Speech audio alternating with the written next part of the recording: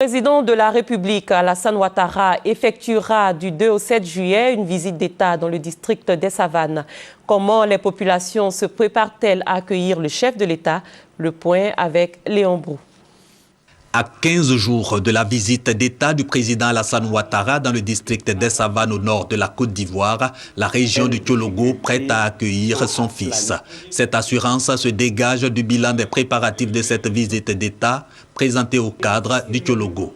Le corps préfectoral se réjouit du bon état d'avancement des travaux de réhabilitation ou de création d'infrastructures pour répondre en partie aux attentes des populations des 3 départements, Perkessédougou, Kong et Ouangolodougou. Le problème crucial au niveau de Ouangolodougou a toujours été le problème d'adduction d'eau en eau potable.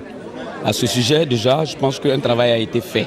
Le bitumage de 7 à 8 km, les travaux de réhabilitation du réseau d'eau, du réseau d'électricité, des travaux de desserte pour faciliter la communication entre les chefs-lieux et l'arrière-pays. Les délais qui nous ont été communiqués, Kong sera prêt pour accueillir son fils. Le Thiologo est prêt à plus de 75% déjà.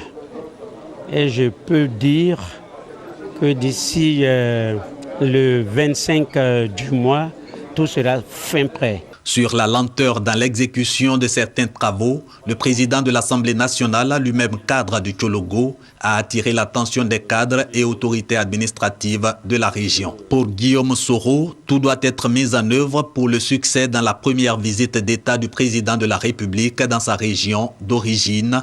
Question pour les populations de démontrer leur attachement aux idéaux défendus par leur fils. Certaines régions de la Côte d'Ivoire ont été désenclavées parce qu'il y a eu des visites d'État dans ces régions.